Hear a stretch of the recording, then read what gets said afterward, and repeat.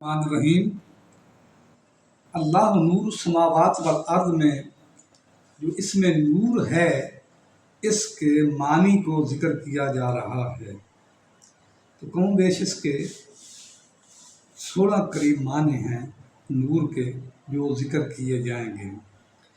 تو پہلا معنی اس کا ہے کہ نور کا معنی ہے جسم، وجود۔ یہ معنی امام غزالی رحمت نے بھی کیا،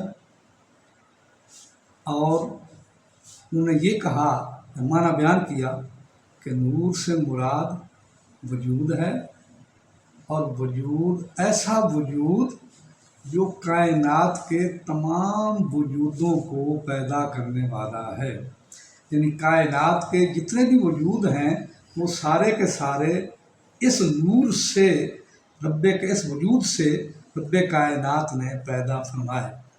تو معنی کیا ہوگا؟ اللہ نور السماوات والارض، اللہ کی ذات جو ہے ایسا عظیم نور، ایسا عظیم وجود محبوب، نور محبوب کو پیدا فرمانے والا ہے، جو کہ وجود ہے سماوات کا، جو وجود ہے تمام زمینوں کا اور کائنات کی ہر ایک چیز کا۔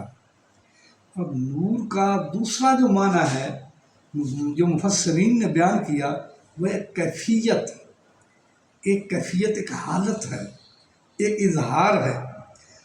تو اب معنی یہ ہوگا کہ رب کائنات نے اللہ نور السماوات والارض، اللہ ایسے نور کا پیدا کرنے والا ہے، ایسے حال کا پیدا کرنے والا ہے جس حال سے، اس نور کے، اس روح سے، اس حال سے رب کائنات نے زمین و آسمان کو پیدا فرما دیا، اس سے بنا دیا۔ اور نور کا معنی سکون بھی ہے۔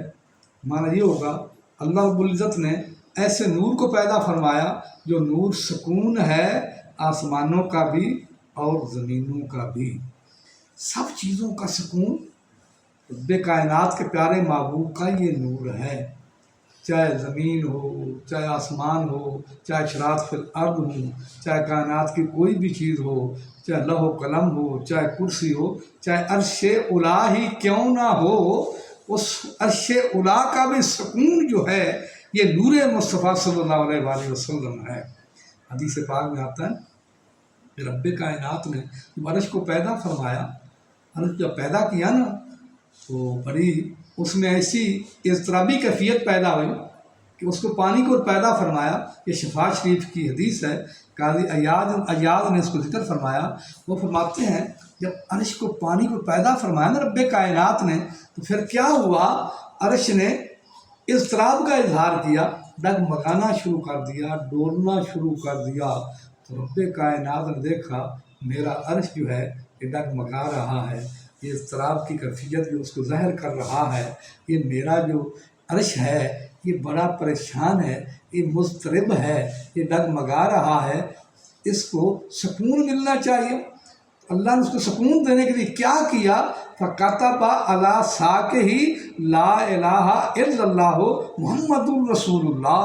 تو رب کائنات نے ساق عرش کے اوپر کیا لکھ دیا؟ لا الہ الا اللہ محمد رسول اللہ۔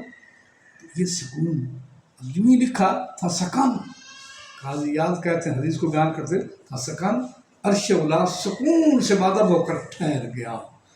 تو نور کا معنی سکون ہے، محبوب خدا کا نور جو ہے کائنات کی ہر چیز کو سکون دینے والا ہے، جیسے عرش اولا کو آپ کے نور کے صدقے سکون ملتا ہے۔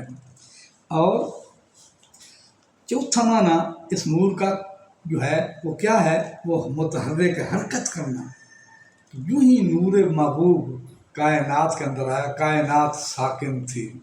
یوں ہی اللہ رب کے محبوب کا نور رب کائنات نے پیدا فرمایا نا، تو کیا ہوا؟ تو کائنات میں حرکت آ گئی، جان آ گئی۔